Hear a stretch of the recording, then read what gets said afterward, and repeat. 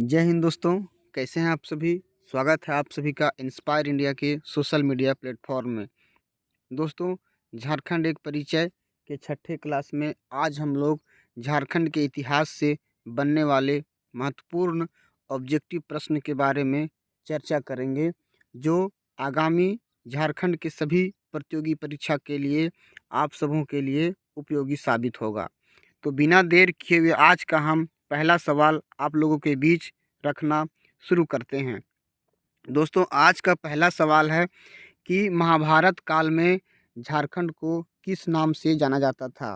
और आपके पास ऑप्शन है ए मिन्नर भूमि, बी पशु भूमि, सी आठवीं या डी मुंड प्रदेश। इसका सही उत्तर आप लोगों को बताना है। दोस्तों, इसका सही उत्तर हो जाएगा ऑप्शन नंबर बी पशु भूमि। यानी महाभारत के समय झारखंड को पशु भूमि के नाम से जाना जाता था। दोस्तों, ऑप्शन तीसरा जो सी में है आठवीं, ये अशोक के 13वें शिलालेख में झारखंड के लिए आठवीं शब्द का प्रयोग किया गया था। तो इसका अगर यदि ये क्वेश्चन रहेगा तो आपका ऑप्शन सी हो जाएगा। और डी, अगर डी नंबर जो चौथा ऑप्शन है मुंड प्रदेश, ये विष्णु पुराण में झारखंड को मुंड प्रदेश के नाम से जाना जाता था। दोस्तों, अब हम बात करेंगे दूसरा सवाल कि झारखंड प्रदेश का सर्वप्रथम साहित्यिक उल्लेख कहाँ मिलता है। और आपके पास ऑप्शन है ए वायु पुराण, बी विष्णु पुराण, सी भागवत पुराण या डी ऐतरेय ब्राह्मण। इसका सही उत्तर दोस्तों आपको बताना है। इसका सही उत्तर हो जाएगा ऑप्शन डी। झारखंड प्रदेश का सर्वप्रथम साहित्यिक उल्लेख अगर यदि कहीं मिलता है तो वो है ऐतरेय ब्राह्मण में झारखंड का सर्वप्रथम साहित्यिक उल्लेख है। दोस्तों, भागवत पुराण में झारखंड को किक्किट प्रदेश के नाम से जाना जाता है और विष्णु पुराण में झारखंड को मुंड प्रदेश के नाम से जाना जाता था और वायु पुराण में झारखंड को मुरंड प्रदेश के नाम से जाना जाता है। और दोस्तों, ऐतरेय ब्राह्मण जिसमें झारखंड का सर्वप्रथम साहित्यिक उल्लेख मिलता है, इसमें झारखंड को पुंड या पुंड्र प्रदेश के नाम से जाना जाता है। दोस्तों, हम बात करेंगे तीसरा सवाल, अबुल फजल द्वारा रचित अकबरनामा में झारखंड को क्या कहा गया है। दोस्तों, और आपके पास ऑप्शन है ए खोखरा, बी मुंडल, सी कलिंद प्रदेश या डी झारखंड। तो दोस्तों, इसका सही उत्तर आपको बताना है। इसका सही उत्तर हो जाएगा दोस्तों ऑप्शन नंबर डी। अबुल फजल के द्वारा जो अकबरनामा पुस्तक लिखा गया था उसमें झारखंड शब्द को, झारखंड राज्य को, इस इलाके को झारखंड कहा गया था। और दोस्तों, झारखंड का सबसे पहले झारखंड नाम 13वीं शताब्दी के ताम्रपत्र अभिलेख में हुआ था और पद्मावत में भी झारखंड का झारखंड नाम कहा गया है। दोस्तों, और ये ऑप्शन बी मुंडल, टॉलमी के द्वारा जो पुस्तक रचा गया था उसमें भी झारखंड को मुंडल के नाम से संबोधित किया गया है। और जहांगीर के समय का जो तुजुक ए जहांगीरी पुस्तक जो लिखा हुआ था उसमें भी इस क्षेत्र के लिए खोखरा शब्द का प्रयोग किया गया है। चौथा सवाल, अथर्ववेद में झारखंड के लिए किस शब्द से संबोधित किया गया है। दोस्तों, अथर्ववेद में झारखंड को किस शब्द से संबोधित किया गया और आपके पास ऑप्शन है ए खोखरा, बी पुंड, सी वार्थ प्रदेश या डी झारखंड। दोस्तों, इसका सही उत्तर बताना है। इसका सही उत्तर हो जाएगा ऑप्शन नंबर सी। अथर्ववेद में झारखंड के लिए वार्थ प्रदेश का शब्द संबोधित किया गया है। पांचवा सवाल, सम्राट अशोक के 13वें शिलालेख में झारखंड को क्या कहा गया है और आपके पास ऑप्शन है ए अटावी, बी पुंडरिक प्रदेश, सी कोकरा या डी झारखंड। दोस्तों, इसका सही उत्तर आपको बताना है। इसका सही उत्तर हो जाएगा ऑप्शन नंबर ए। अशोक के 13वें शिलालेख में झारखंड को अटावी शब्द से संबोधित किया गया है। दोस्तों, और महाभारत में झारखंड को पुंडरिक प्रदेश के नाम से जाना गया है और शहबाज खां के ग्रंथ माथिल उल हमरा में झारखंड को कोकरा शब्द का प्रयोग किया गया है।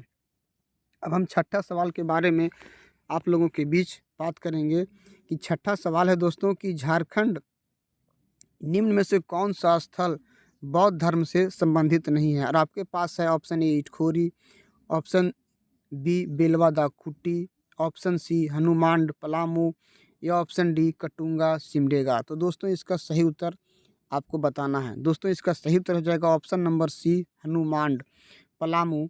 ये जो है वो बौद्ध धर्म से संबंधित स्थल नहीं है। बाकी इसमें तीनों जो ऑप्शन दिया हुआ है इटखोरी चतरा, बेलवादा खुट्टी और कटुंगा सिमडेगा, ये सभी बौद्ध धर्म से संबंधित स्थल है। तो ऑप्शन सी हनुमांड पलामू में जो है ये बौद्ध धर्म से संबंधित स्थल नहीं है। अब हम 7वां सवाल के बारे में बात करेंगे। निम्न में से कौन सा स्थल जैन धर्म से संबंधित नहीं है? दोस्तों पिछला सवाल था बौद्ध धर्म और ये सवाल जो है वो जैन धर्म से संबंधित नहीं है। ये ऑप्शन आपको बताना है। और दोस्तों यहाँ पे ऑप्शन है ए में कौलेश्वरी चतरा, बी कतरास धनबाद, सी पारसनाथ गिरिडीह और डी ईचागढ़ सरायकेला। दोस्तों इसका सही उत्तर आपको बताना है। इसका सही उत्तर हो जाएगा option number D Ichagarh Seraikela जो है वो जैन धर्म से संबंधित नहीं है। बाकी ये तीनों स्थल जो है कौलेश्वरी मंदिर हम लोग जानते हैं कि चतरा में है, ये जैन धर्म से संबंधित है। कतरास धनबाद के बारे में भी जानते हैं, ये भी जैन धर्म से संबंधित है। और पारसनाथ गिरिडीह के बारे में तो हम लोग जानते ही हैं कि ये जैन धर्म का सबसे पवित्र स्थल अगर यदि कहीं है तो वो पारसनाथ गिरिडीह झारखंड में है। दोस्तों अब हम 8वें सवाल के बारे में बात करेंगे कि कौटिल्य के द्वारा रचित अर्थशास्त्र में झारखंड के लिए किस शब्द का प्रयोग किया गया है? दोस्तों और आपके पास ऑप्शन है ए कुक्कुर प्रदेश, बी मुरंड प्रदेश, सी कलिंद प्रदेश या डी झारखंड। इसका सही उत्तर आपको बताना है। दोस्तों इसका सही उत्तर हो जाएगा ऑप्शन नंबर ए कुक्कुर प्रदेश। कौटिल्य जो अर्थशास्त्र के रचयिता थे, चंद्रगुप्त के समय के उनके दरबारी कवि थे, उनके द्वारा जो पुस्तक अर्थशास्त्र लिखा गया उसमें झारखंड के लिए कुक्कुर शब्द का प्रयोग किया गया है।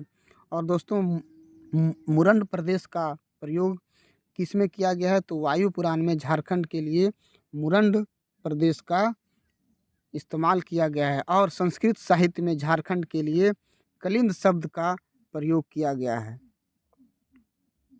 अब हम बात करेंगे 9वां सवाल कि दामिन ए कोह की स्थापना कब हुई थी? और दोस्तों आपके पास ऑप्शन है, option A 1834, option B 1824, option C 1823 या ऑप्शन डी 1832। तो इसका सही उत्तर आपको बताना है दोस्तों कि दामिन ए कोह की स्थापना कब हुई थी। तो दोस्तों दामिन ए कोह की स्थापना 1824 ईस्वी में हुआ था। और ये कब हुआ था दोस्तों? संथाल परगना के जो उस समय के अंग्रेजी कैप्टन थे टर्नर, उसी के टैनर के सर्वेक्षण के आधार पर संथाल परगना में दामिन ए कोह की स्थापना हुई थी। तो आपका ऑप्शन नंबर बी 1824 सही हो जाएगा। दोस्तों अब हम बात करेंगे 10वां सवाल, झारखंड में मुंडाओं का प्रवेश कब माना जाता है? आपके पास ऑप्शन है, ऑप्शन ए 600 ईस्वी, ऑप्शन बी 600 ईसा पूर्व, ऑप्शन सी 324 ईस्वी या ऑप्शन डी 83 ईस्वी। तो दोस्तों इसका सही उत्तर हो जाएगा ऑप्शन बी 600 ईसा पूर्व झारखंड में मुंडाओं का आगमन हुआ था। दोस्तों और ये डी नंबर ऑप्शन के बारे में हम चर्चा करते हैं कि डी 83 ईस्वी में झारखंड में नागवंश की स्थापना हुई थी। तो अगर यदि आपके पास सवाल रहेगा कि झारखंड में मुंडाओं का झारखंड में नागवंश की स्थापना कब हुई थी, तो आपको 83 ईस्वी में ऑप्शन नंबर डी मार देना है। 11वां सवाल, मुंडा राज की स्थापना किसने की थी? और आपके पास दोस्तों ऑप्शन है A Phani Mukut Rai, B रीसा मुंडा या रीता मुंडा, सी सुतिया पाहन या डी पुंडरीक नाग। तो आपके पास 4 ऑप्शन दिया हुआ है। दोस्तों इसका सही उत्तर हो जाएगा ऑप्शन नंबर बी। झारखंड में मुंडा राज की स्थापना रीसा मुंडा या रीता मुंडा नाम के एक पाहन थे, उन्होंने मुंडा राज की स्थापना की थी। दोस्तों हम बात करेंगे 12वां सवाल के बारे में कि मुंडा वंश का पहला राजा कौन था? और आपके पास ऑप्शन है A Phani Mukut Rai, option B रीसा मुंडा या रीता मुंडा, ऑप्शन सी सुतिया पाहन या ऑप्शन डी पुंडरीक नाग। दोस्तों इसका सही उत्तर आपको बताना है। इसका सही उत्तर हो जाएगा ऑप्शन नंबर सी सुतिया पाहन। मुंडा वंश का जो पहला राजा था वो सुतिया पाहन था। और इसका स्थापना किसने की थी? तो रीसा मुंडा नाम के एक मुंडा थे जो मुंडा राज की स्थापना किए थे, लेकिन उन्होंने अपना राजा सुतिया पाहन को चुने थे। तो मुंडा वंश का पहला राजा थे सुतिया पाहन और इनका राज्य का नाम था सुतिया नागखंड और ये अपने राज्य की जो राजधानी बनाए थे वो सुतियाम्बे बनाए थे। तो आपको 12वां सवाल में एक सवाल से आपको 3 सवाल हम आपको बता दिए और उसका उत्तर बता दिए। अब हम बात करेंगे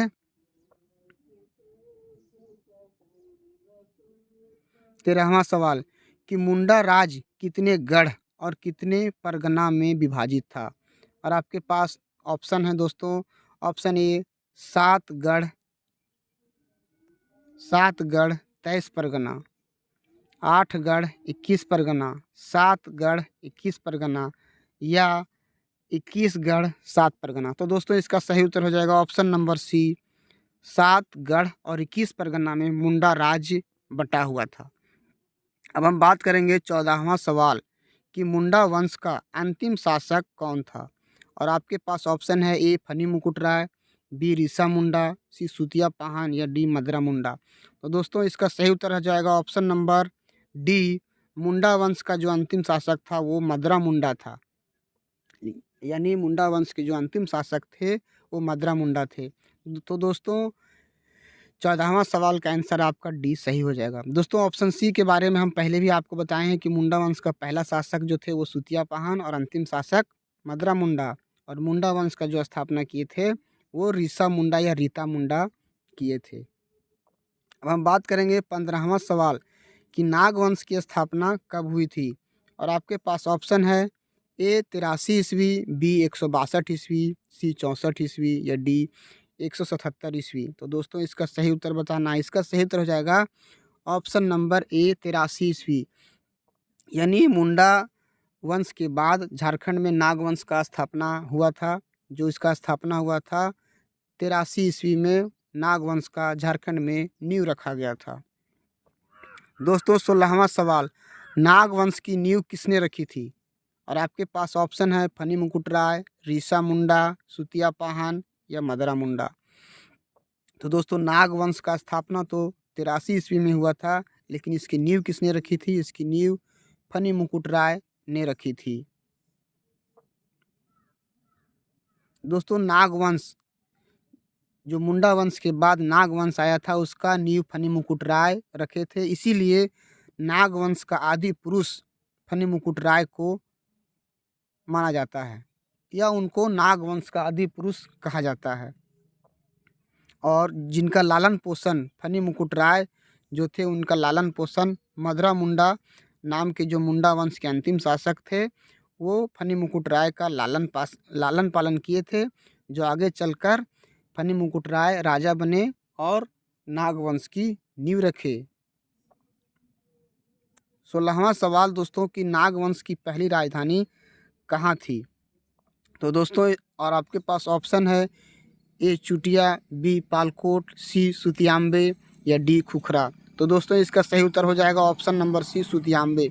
दोस्तों हम आपको पहले भी बता चुके हैं कि मुंडा वंश के बाद नाग वंश आया था, जो कि मुंडा वंश के अंतिम शासक थे मदरा मुंडा, और मदरा मुंडा ने ही फनी मुकुट राय का लालन पालन किए थे, जो आगे चलकर फनी मुकुट राय राजा बने और नाग वंश की नींव रखे, और उनकी राजधानी भी सुतियाम्बे ही थी, और मुंडा वंश की जो राजधानी थी वो भी सुतियाम्बे ही थी।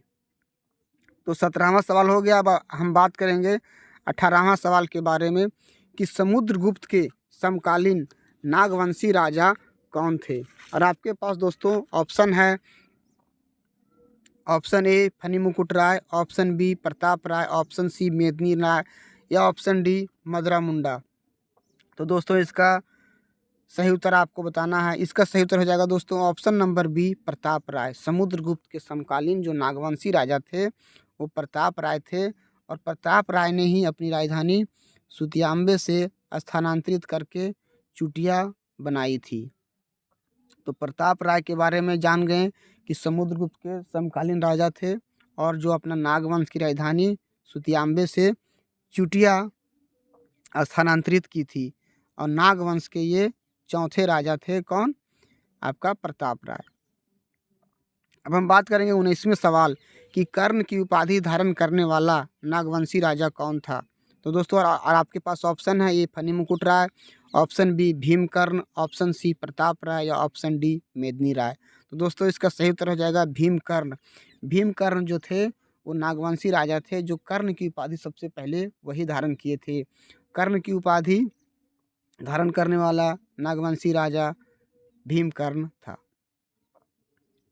20वां सवाल दोस्तों कि किस नागवंशी राजा ने अपनी राजधानी चुटिया से खुखरा की?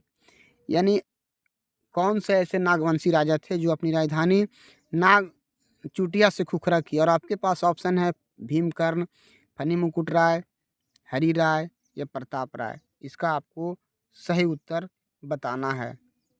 तो दोस्तों इसका सही उत्तर हो जाएगा भीमकर्ण। भीमकर्ण जो नागवंशी राजा थे वो अपनी राजधानी चुटिया से खुखरा किए थे। दोस्तों सबसे पहले नागवंश की राजधानी सुतियाम्बे थी, जहाँ से सुतियाम्बे से नागवंश का जो राजा थे प्रताप राय वो अपनी राजधानी चुटिया ले आए थे। लेकिन उसके बाद जो राजा हुए भीमकर्ण वो चुटिया से फिर उसको बदल करके खुखरा ले गए। तो ऑप्शन नंबर ए सही हो जाएगा। अब हम बात करेंगे 21वें सवाल, गौड़ वंश के नींव किसने रखी थी? गौड़ वंश की नींव किसने रखी थी? और आपके पास ऑप्शन है ए शशांक, बी हरि राय, सी भीमकर्ण या डी प्रताप राय। इसका सही उत्तर आपको बताना है। इसका सही उत्तर हो जाएगा दोस्तों option number A Shashank. Gaur वंश के जो शासक थे शशांक वो गौड़ वंश का नींव रखे थे। जो शिव के उपासक थे, शिव के उपासक थे और बौद्ध उत्पीड़क थे। इसीलिए गौड़ वंश के शासक जो थे शशांक वो अपने शासन के समय में बहुत सारे शिव मंदिर का निर्माण करवाए थे, जो कि इतिहास में अभी भी प्रसिद्ध है। बेनी सागर का जो शिव मंदिर था उसका निर्माण भी शशांक ने ही किए थे। और गौड़ वंश के शासक जब शशांक ने गौड़ वंश की नींव रखी थी उस समय नागवंशी राजा थे हरि राय और गज राय। नागवंश के 2 राजा इनके समकालीन में हुए शशांक के समय के।